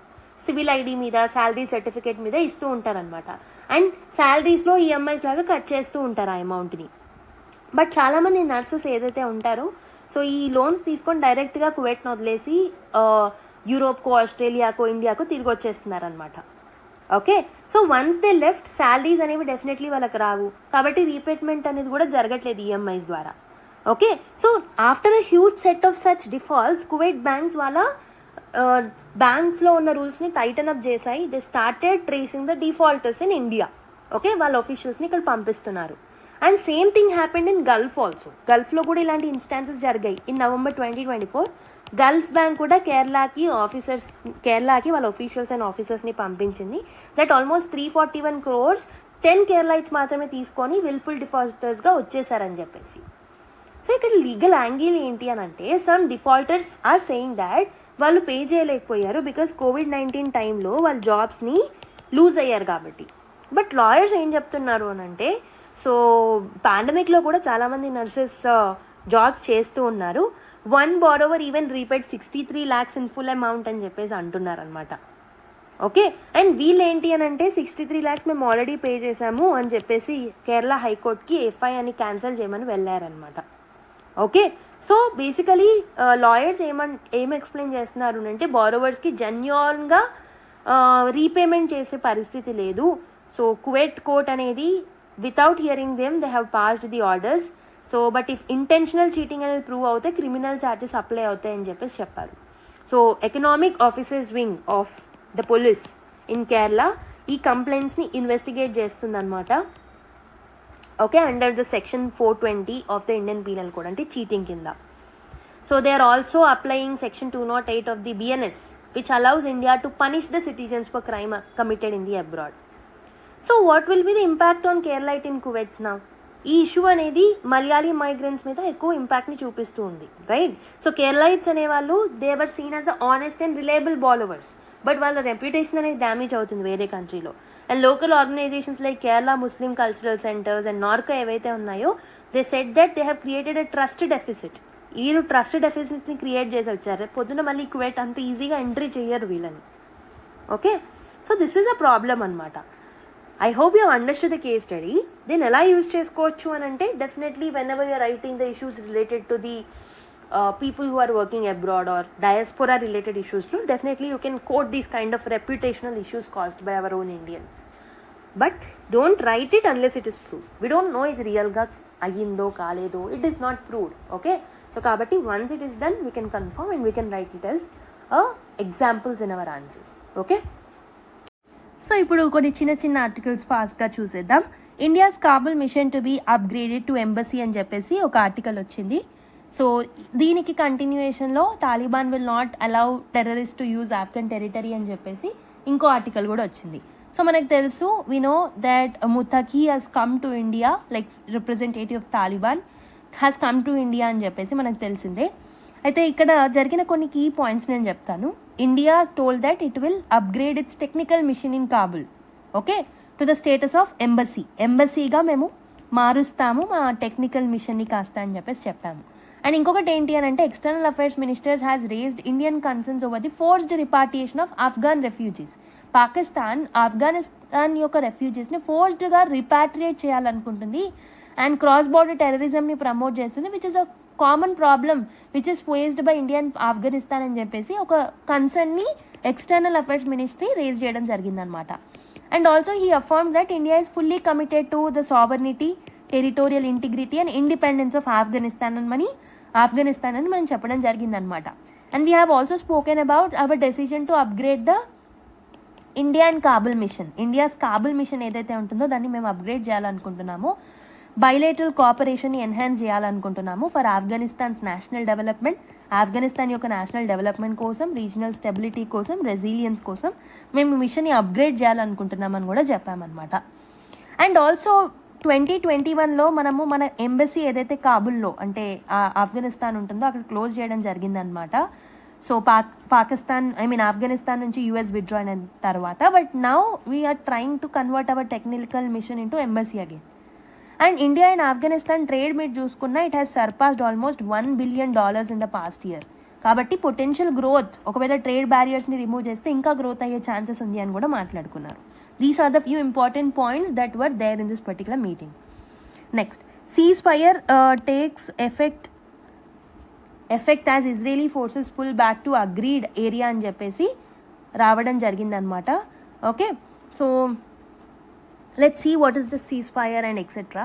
సీజ్ ఫైర్ అనేది ఇజ్రాయెల్ అండ్ హమాస్కి మధ్యలో గాజాకి సంబంధించి రావడం జరిగిందనమాట from the Israel's cabinet to pause the fighting and exchange the hostages అని చెప్పేసి. ఇజ్రాయలీ మిలిటరీ ఏదైతే ఉంటుందో వాళ్ళు ఏం కన్ఫర్మ్ చేశారు అని అంటే వాళ్ళ ఫోర్సెస్ ఏవైతే ఉన్నాయో అవి విత్డ్రా చేసుకున్నాము. So and as part of the first stage of the cease fire మేము విత్డ్రూ చేసుకున్నామని చెప్పారనమాట. Okay, tens and thousands of Palestinians గాజాలో గ్యాదర్ అయ్యారు. They have walked northward and it has indicated that first large civilian movement అనేది hostilities జరిగిన తర్వాత this is the first large civilian మూమెంట్గా మనం గుర్తిస్తున్నాము. అండ్ ఇజ్రాయలీ పిఎం ఏం చెప్పారు అని అంటే said that future stages of conflict అనేవి ఈ హమాస్లో డిజార్మమెంట్ మీదే ఫోకస్ చేస్తాయి అండ్ గాజాని డీమిలిటరైజేషన్ చేయాలి అన్న ఆలోచనతో మేము ఉన్నాము. అండ్ ఒకవేళ ఇది పీస్ఫుల్గా అచీవ్ అవ్వకపోతే మాత్రం మళ్ళీ తిరిగి హార్డ్ వేకే వచ్చేస్తాం, అంటే ఈ ప్రస్తుతం ఉన్న సిచ్యువేషన్కి వచ్చేస్తామని చెప్పేసి కూడా వార్న్ చేశారనమాట. సీజ్ ఫైర్ అగ్రిమెంట్లో భాగంగా 48 హోస్టేజెస్ ఏవైతే ఉన్నాయో these are held by Hamas are released. ఇన్ని హోస్టేజెస్ని రిలీజ్ చేయడం జరిగిందనమాట. While Israel has freed almost 2000 Palestinians, ఎవరైతే ప్రిజనర్స్ ఉన్నారో వాళ్ళని వదిలిపెట్టడం జరిగిందనమాట. So definitely it's a good diplomatic development, ఎందుకంటే చాలా మంత్స్ నుంచి ఫైట్ చేసుకుంటూ ఉన్నారు బోత్ ద సైడ్స్ అండ్ గాజాలో హ్యుమానిటేరియన్ క్రైసిస్ కూడా వచ్చింది కాబట్టి this is a positive effect అని చెప్పొచ్చు. Next article, Supreme Court hints at revisiting fire cracker ban in NCR may allow green fire workers this Diwali అని చెప్పేసి ఒక ఆర్టికల్ రావడం జరిగిందనమాట. ఓకే, ఈ ఆర్టికల్లో ఏముందనేది let's look into that. Right, so fire crackers or fire workers గురించి Supreme Court ఏమనింది అని అంటే it has indicated that it may revisit its ఏప్రిల్లో ఇచ్చిన ఆర్డర్ని మేము రీవిజిట్ చేస్తాము. సో ఒక ఇయర్ లాంగ్ బ్యాన్ని మ్యానుఫ్యాక్చరింగ్ మీద, స్టోరేజ్ మీద, సేల్ మీద అండ్ ఫైర్ క్రాకర్స్ యొక్క యూజ్ మీద బ్యాన్ చేద్దాం అనుకున్నాం కదా, we are revisiting it. Okay, and we're giving a phased permission for దివాళీకి మేము ఫేజ్డ్ పర్మిషన్ ఇస్తున్నామని చెప్పడం జరిగిందనమాట. So the bench which has led by chief justice said that it would reexamine the possibility of allowing the sale. ఎలా ఉంటుంది అని రీఎగ్జామైన్ చేస్తాము. Green fire క్రాకర్స్ని use చేస్తే ఎలా ఉంటుంది అని చెప్పేసి చూస్తాము. అండ్ గ్రీన్ ఫైర్ క్రాకర్స్ని కూడా ఎవరు సర్టిఫై చేయాలి అని అంటే నీరీ అండ్ పీసో గురించి లాస్ట్ క్లాస్లో కూడా చదివాం మీకు గుర్తుంటే. సో వీళ్ళు మాత్రమే అప్రూవ్ చేయాలని చెప్పేసి చెప్పిందనమాట. It may permit the green fire crackers on a trial basis అని కూడా చెప్పడం జరిగిందనమాట. అండ్ 2018లో అరుణ్ గోపాల్ జడ్జిమెంట్ని మేము రీవిజిట్ చేస్తాము. So will try to balance the cultural traditions with environmental concerns అని చెప్పడం జరిగిందనమాట. అయితే ఈ అర్జున్ గోపాల్ కేసు ఏంటి? Arjun Gopal versus union of India case ఏంటి అని అంటే ఇందులో కోర్ట్ ఏం చేసింది అని అంటే it has allowed only green fire crackers మాత్రమే మనం నాయిస్ లెవెల్స్ని, ఎమిషన్స్ని దృష్టిలో పెట్టుకొని ఓన్లీ దీన్నే అలౌ చేస్తున్నాం అండ్ ఆన్లైన్లో అయితే సేల్ చేయరాదు అని చెప్పేసి చెప్పింది అనమాట. అంటే డైరెక్ట్గా మాత్రమే కొనుక్కోవాలి through the licence traders like NEERI నుంచి, పీసో నుంచి వచ్చిన లైసెన్సెస్ వచ్చిన ట్రేడర్స్ నుంచి కొనుక్కోవాలని Arjun Gopal versus union of India కేసులో చెప్పింది అనమాట Supreme Court. And also CAQM report also showed that evidence అనేది లేదనమాట. 2018కి సంబంధించి పోస్ట్ దివాళీ PM 2.5 ఎంత ఇంక్రీజ్ అయింది, ఎంత రెడ్యూస్ అయింది అన్న ఎవిడెన్స్ అయితే లేదు గ్రీన్ క్రాకర్స్కి సంబంధించి అని ఈ రిపోర్ట్ కూడా చెప్తుంది. And also the centre has argued that proper data లేదు, అంటే ఫైర్ క్రాకర్సే పొల్యూషన్ని స్పైక్ చేస్తున్నాయి అనే డేటా అనేది మనకి ప్రాపర్గా లేదు. ఎయిర్ క్వాలిటీ ఇండెక్స్లో కూడా డేటా అనేది లేదు. COVID-19 పీరియడ్లో ఎలా తగ్గింది అనే డేటా లేదు. కాబట్టి సెంటర్ ఒక ప్రపోజల్ని సబ్మిట్ చేసింది to lift the blanket ban. ఈ బ్లాంకెట్ బ్యాన్ ఏదైతే విధించారో దాన్ని మీరు తీసేయండి and allow the sale of the green fire crackers which is approved by NEERI approve చేసబడిన ఫైర్ క్రాకర్స్ని మాకు సెల్ చేయండి అని చెప్పేసి సెంటర్ సుప్రీంకోర్టుకి అడగడం జరిగిందనమాట. Okay, so only licensed traders ఇచ్చిన క్రాకర్స్, గ్రీన్ ఫైర్ క్రాకర్స్ మాత్రమే తీసుకుంటారు అండ్ ఆన్లైన్ సేల్స్ అనేవి బ్యాన్ అవుతూ ఉంటాయి. ఈ ప్లాట్ఫామ్స్ ద్వారా ఆన్లైన్ సేల్స్ అయితే చేయకూడదు. And also it has also proposed that supreme court ఏం ప్రపోజ్ చేసింది అని అంటే గ్రీన్ ఫైర్ క్రాకర్స్ అనేవి వెడ్డింగ్ అండ్ ప్రైవేట్ సెలబ్రేషన్స్లో వాడుకోవచ్చు అని చెప్పేసి చెప్పింది అనమాట. ఓకే, స్ట్రిక్ట్ రెగ్యులేటరీ ఓవర్సైట్ మాత్రం ఉండాలి అని చెప్పింది. Okay, I hope you have understand NEERI and PESO గురించి. సో బ్యాక్గ్రౌండ్ ఇన్ఫర్మేషన్ చదువుకోండి. This is the homework I wanted to give you. So next article, there is a difference between refugees and infiltrators అని చెప్పేసి అమిత్ షా గారు ఒక పర్టికులర్ స్పీచ్లో చెప్పడం జరిగింది. Election commission యొక్క special intensive రివిజన్ని defend చేస్తూ of the electoral rules union home minister గారు ఏం చెప్పారు అని అంటే, సో చాలా రీజన్స్లో ఇన్ఫిల్ట్రేటర్స్ ఉన్నారు, ఆల్మోస్ట్ 30% ఇన్ఫిల్ట్రేటర్స్ని డిటెక్ట్ చేయడం జరిగింది అని అన్నారు. ఎస్ఐఆర్ ప్రాసెస్ అనేది కొత్తదేని కాదు, 1951 నుంచి ఉన్న ప్రాసెసే. ఇది election commission duty under representation of people act and constitution అని చెప్పేసి చెప్పడం జరిగిందనమాట. ఓకే, అండ్ ఇన్ఫిల్ట్రేషన్ ఏదైతే బంగ్లాదేశ్ నుంచి జరిగిందో ఆల్మోస్ట్ జార్ఖండ్ యొక్క ట్రైబల్ పాపులేషన్ని తగ్గించేసింది. అండ్ ఆల్సో కొన్ని ప్లేసెస్లో 30% పాపులేషన్ మీద ఎఫెక్ట్ పడితే కొన్ని ప్లేసెస్లో 20%, 15% అండ్ 11% ఇన్ఫిల్ట్రేటర్స్ ఉన్నారు వేరియస్ రీజన్స్ ఆఫ్ జార్ఖండ్లో అని చెప్పేసి అంటున్నారనమాట. And also he also spoke about the demographic mission that is announced by the prime minister. And ఈరోజు క్లాస్లో కూడా మీకు ఎక్స్ప్లెయిన్ చేశాను about this mission. He said that the Amit Shah గారు ఏం చెప్పారు అంటే, ఈ పర్టికులర్ డెమోగ్రఫిక్ మిషన్ అనేది ఇల్లీగల్ మైగ్రేషన్ని చదువుతూ ఉంటుంది. అండ్ దానివల్ల వచ్చే నెగిటివ్ ఇంపాక్ట్స్, సోషల్ లైఫ్లో ఎలాంటి ఇంపాక్ట్స్ ఉన్నాయి, సెటిల్మెంట్ ప్యాటర్న్లో ఎలాంటి ఇంపాక్ట్స్ ఉన్నాయి, బార్డర్ మేనేజ్మెంట్లో ఎలాంటి ఇంపాక్ట్స్ ఉన్నాయి కూడా మేము స్టడీ చేస్తాము అని చెప్పడం జరిగిందనమాట. యూనియన్ గవర్నమెంట్ డ్యూటీ మాత్రమే కాదు ఇన్ఫిల్ట్రేషన్ని చెక్ చేయడము అని చెప్పేసి 2011 సెన్సస్ డేటా అని చెప్పారనమాట. Where he told that 2011 census data ప్రకారం ముస్లిం పాపులేషన్ అస్సాంలో ఆల్మోస్ట్ 29% పెరగడం జరిగింది. అస్సాంలో ఉన్న ముస్లిం పాపులేషన్ వెస్ట్ బెంగాల్లో 40% పెరగడం జరిగింది. అండ్ ఆల్సో కొన్ని డిస్ట్రిక్ట్స్లో 70%కి రీచ్ అవ్వడం జరిగింది. And all of this is because of the illegal immigration. It's the duty of the states also to control it అని చెప్పేసి చెప్పడం జరిగిందనమాట. Okay, next article, hydro power project gets the clearance. So ఇదేంటి, ఈ project ఏంటి అని అంటే, environmental ministries apex committee ఏదైతే ఉందో it has granted a environmental clearance to a hydro electric project. ఏంటి ఆ ప్రాజెక్ట్ అంటే సవాల్ కోటే హైడ్రో ఎలక్ట్రిక్ ప్రాజెక్ట్ అనమాట. ఇది ఎక్కడ ఉంటుంది అని అంటే చేనాబ్ రివర్ మీద ఇన్ జమ్మూ అండ్ కాశ్మీర్, రాంబన్ అనే ఏరియాలో జమ్మూ అండ్ కాశ్మీర్లో చేనాబ్ రివర్ ఏదైతే ఉంటుందో అక్కడ ఈ సవాల్ కోటే అనే ఒక ప్రాజెక్ట్కి ఎన్వైరన్మెంటల్ క్లియరెన్స్ అనేది వచ్చిందనమాట. సో ఇక్కడ చెనాబ్ రివర్ యొక్క ఫ్లోని ఎలక్ట్రిసిటీ జనరేషన్ కోసం వాడుతూ ఉంటారనమాట. So like major like without creating a storage dam they'll use this particular water flow ni use చేసుకుంటూ ఉంటారు. So this is the first major hydroelectric project or hydropower project on the Indus River water system to receive clearance after IWT was suspended. Indus Water Treaty suspend అయినాక environmental clearance ని receive చేసుకున్న first project వచ్చేసి ఈ సవాల్ కోటే project అనమాట. Okay, so expert appraisal committee ఏదైతే ఉంటుందో it has told that expert has reviewed this particular proposal and earlier recommendation ni annitni చూసి క్లియరెన్స్ అనేది ఇవ్వడం జరిగిందనమాట. ఓకే, సో 2017లో కూడా దీనికి క్లియరెన్స్ అనేది వచ్చింది. బై దెన్ అప్పుడు Jammu and Kashmir power development corporation దీన్ని మేనేజ్ చేసేది. 2021లో ఈ పర్టికులర్ అగ్రిమెంట్ అనేది సైన్ చేసుకున్నారు with NHPC, that is national hydro power corporation. So construction and operation అనేది ఆల్మోస్ట్ 2061 వరకు అయిపోతుంది అనమాట దీనికి సంబంధించి. Okay, so that is about this particular project. ఈ ప్రాజెక్ట్ అనేది సెంట్రల్ ఎలక్ట్రిసిటీ అథారిటీ నుంచి, వాటర్ కమిషన్ నుంచి కూడా అప్రూవల్స్ పొందింది. ఈ సవాల్ కోటే ప్రాజెక్ట్ అనేది చాలా స్ట్రాటజిక్గా very important because IWT suspend అయిన తర్వాత సో వాళ్ళకి అలొకేట్ చేసిన వాటర్స్లో ఫుల్లీ యూటిలైజ్ చేసుకుంటున్నాం కాబట్టి it's a very important and strategic project with respect to India. So దీని యొక్క ఇన్స్టాల్డ్ కెపాసిటీ వచ్చేసి 1856 మెగావాట్ ఉండబోతుంది. And also 8,000 million units of ఎలక్ట్రిసిటీని ఇది ప్రొడ్యూస్ చేయబోతుంది అనమాట యాన్యువల్గా. Okay, so that is very project అనేది very very important. Centre issues guidelines for retiring government employees welfare officers to assist them అని చెప్పేసి ఒక ఆర్టికల్ వచ్చింది. Department of pensions and pensioners welfare ఏదైతే ఉంటుందో under the central government so new guide లైన్స్ని finalise చేసింది అనమాట to ensure that retirement dues ఏవైతే ఉంటాయో టైమ్లీ గవర్నమెంట్ ఎంప్లాయీస్కి రీచ్ అవ్వాలి అని చెప్పేసి. ఓకే, ఒక వెల్ఫేర్ ఆఫీసర్ని అపాయింట్ చేస్తారు, ఆర్ పెన్షన్ మిత్ర అని ఒక పర్సన్ ఆర్ ఆఫీషియల్ని తీసుకొస్తారు. So for each retiring employee ఎవరైతే ఉంటారో వాళ్ళకి అసిస్టెన్స్ అనేది ప్రొవైడ్ చేస్తారనమాట ఈ ఆఫీసర్స్. సో వాళ్ళ ఫార్మ్స్, వాళ్ళ ఫార్మాలిటీస్ని ఎలా ఫిల్ చేసుకోవాలో వాళ్ళకి అసిస్ట్ అనేది చేస్తారనమాట. ఈ పెన్షన్ మిత్ర ఎవరైతే ఉంటారో they will be deputed by the head of the office.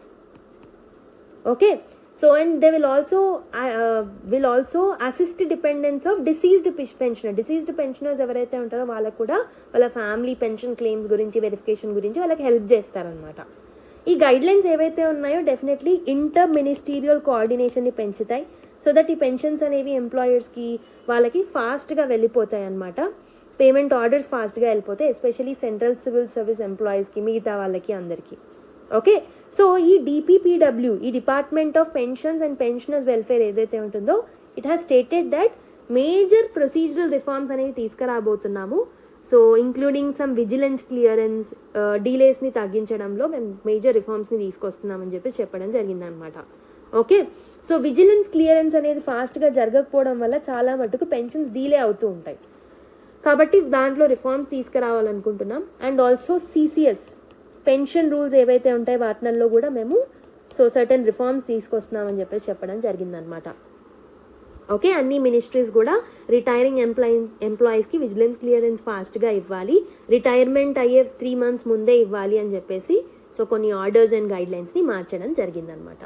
Okay, so next article 6 state level RTI panels are defunct, appeals can take years to be heard అని చెప్పేసి ఒక రిపోర్ట్ ఇవ్వడం జరిగిందనమాట. సో యాజ్ మనము right to ఇన్ఫర్మేషన్కి సంబంధించి right to information అనే చట్టం మనం 2005లో తీసుకొచ్చాం RTI యాక్ట్ని.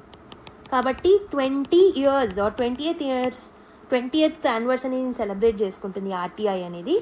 So many state information commissioners and central information commissioners ఎవరైతే ఉన్నారో so they are most of the times they are అండర్స్టాఫ్డ్.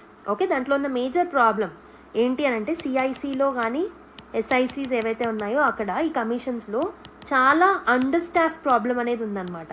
దానివల్ల హియరింగ్స్ అనేవి లాంగ్ ఇయర్స్ అనేవి తీసుకుంటున్నాయి హియరింగ్స్ అనేవి.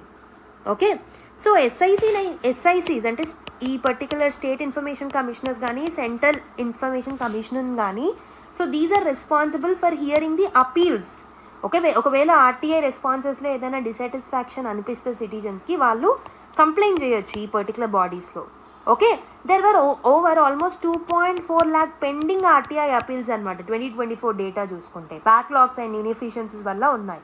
And according to a data that is SNS Satark Nagrik Sangathan annual assessment report ప్రకారం 6 state information commissioners and the మిగతా central information commissions ఏవైతే ఉంటాయో defunct data అనేది ఉందన్నమాట. కమిషనర్స్ని ప్రాపర్గా అసలు అపాయింటే చేయలేదు.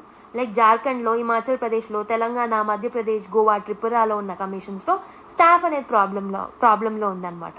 ఫుల్ స్ట్రెంగ్త్ అనేది కూడా లేదు చాలా స్టేట్స్లలో. And central information commission CICs ఏవైతే ఉన్నాయో so they must handle the RTI appeals related to union government organisations. Okay, కాకపోతే ఈ CICలో జస్ట్ 2 ఇన్ఫర్మేషన్ కమిషనర్స్ మాత్రమే ఉన్నారు. చాలా వేకెన్సీస్ ఉన్నాయి, ఆల్మోస్ట్ 9 వేకెన్సీస్ ఉన్నాయన్నమాట. చీఫ్ ఇన్ఫర్మేషన్ కమిషనర్ పోస్ట్ కూడా ఖాళీగానే ఉంది అక్కడ. ఓకే, అండ్ ఈ SNS రిపోర్ట్ ఇంకేం చెప్తుంది అని అంటే ఈ ఇన్ఫర్మేషన్ కమిషన్స్ ఏవైతే ఉన్నాయో కలెక్టివ్గా ఆల్మోస్ట్ 1.8 lakh కేసెస్ యాన్యువల్గా సో డిస్పోజ్ చేస్తూ ఉంటారనమాట. అండ్ ఆల్మోస్ట్ 2.4 lakh కేసెస్ అనేవి స్టిల్ పెండింగ్లోనే ఉన్నాయి ఇంత చేసినప్పటికీ. లార్జెస్ట్ బ్యాక్లాగ్స్ వచ్చేసి మహారాష్ట్ర అండ్ కర్ణాటక, తమిళనాడులో ఉన్నాయన్నమాట.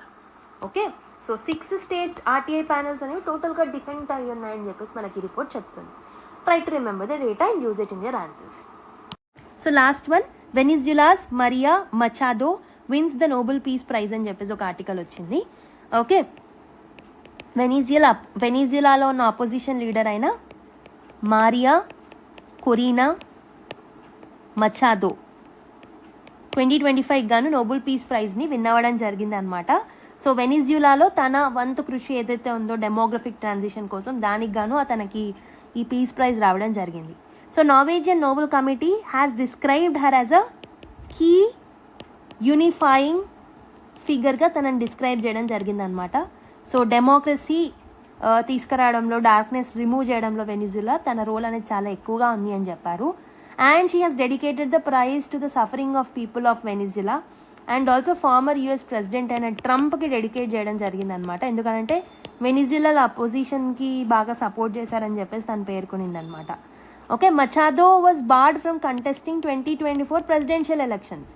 సో ఇప్పుడున్న మదురో గవర్నమెంట్ ఏదైతే ఉంటుందో మెయిన్ అపోజిషన్ కంటెండర్ అయినప్పటికీ తన ఎలక్షన్స్లో పార్టిసిపేట్ చేయనీయలేదన్నమాట. So she is the 20th women to receive the Nobel peace prize, గుర్తుపెట్టుకోండి. ఓకే, డెమోక్రసీ అండ్ హ్యూమన్ రైట్స్లో అండ్ అథారిటేరియన్ వెనిజులాలో డెమోక్రసీ కోసం ఫైట్ చేసిన ఒక ఇంపార్టెంట్ ఫీమేల్ రోల్ ప్లే చేసిన ఒక లీడర్ అని గుర్తుపెట్టుకోండి. Okay, so this is about this particular thing. Again name is important and ఎందుకు అనేది ఇంపార్టెంట్ ఇక్కడ. So with this we have completed the discussion of all the important articles from today's newspaper. I hope you have gained something from today's newspaper discussion. So ninnu oka comment bettaru that whether we need to study the newspaper or read the newspaper even after listening to the class ani. So if you have time you can definitely, because చాలా సార్లు ఏమవుతుంది అని అంటే మనం స్వతహాగా news paper చదవడం అలవాటు చేసుకున్నప్పుడు you will gain even more.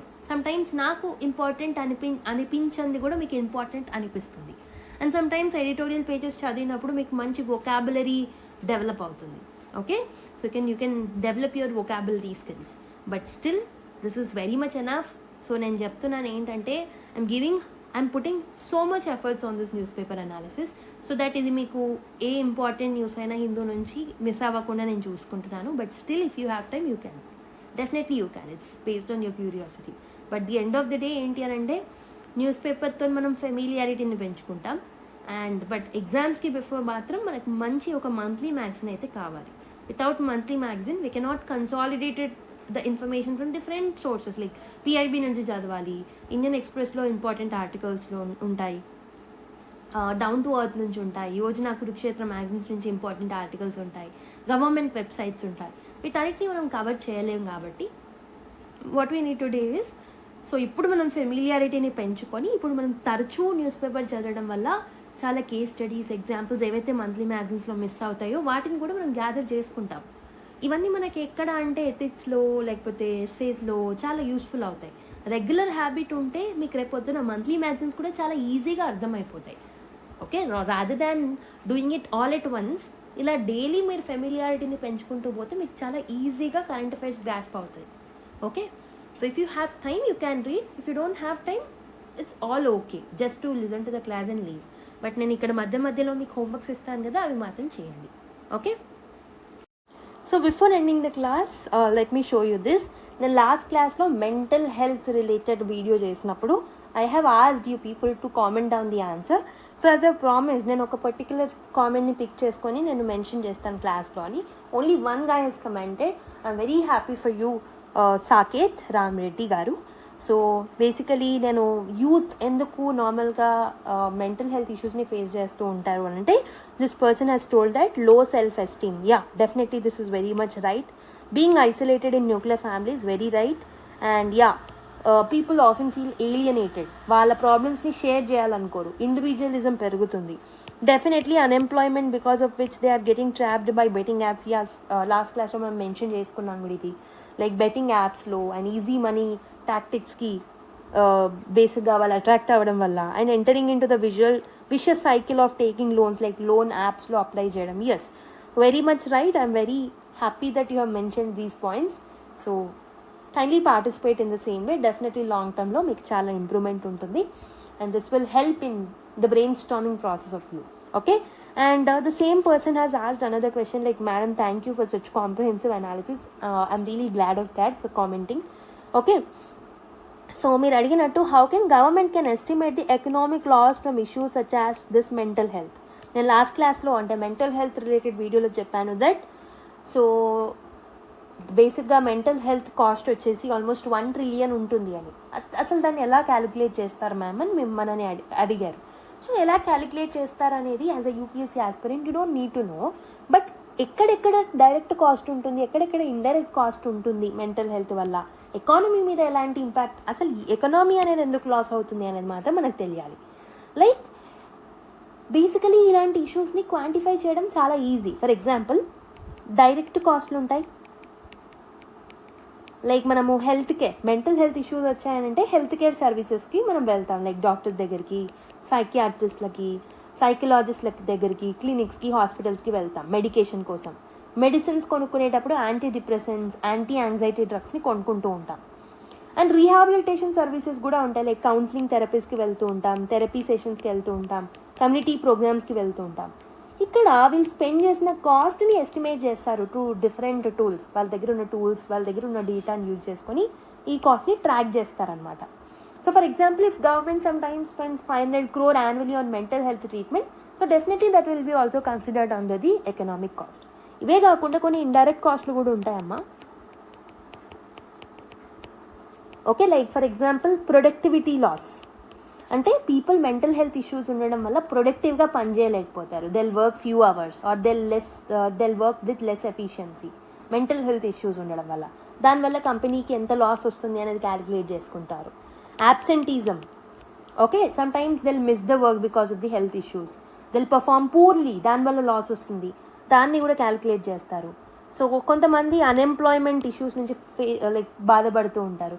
Some times they leave the job earlier, త్వరగా రిటైర్ అయిపోతారు, దానివల్ల కలిగే ఇంపాక్ట్ ఎంత ఉంటుంది, ఎడ్యుకేషన్ ఇంపాక్ట్ ఎంత ఉంటుంది, ఇవన్నీ కూడా క్యాలిక్యులేట్ చేస్తారు. దీనికోసం ఏం చేస్తారు అని అంటే ఎకనామిస్ట్లు ఎవరైతే ఉంటారో హ్యూమన్ క్యాపిటల్ అప్రోచ్ అనే ఒక అప్రోచ్ ఉంటుంది.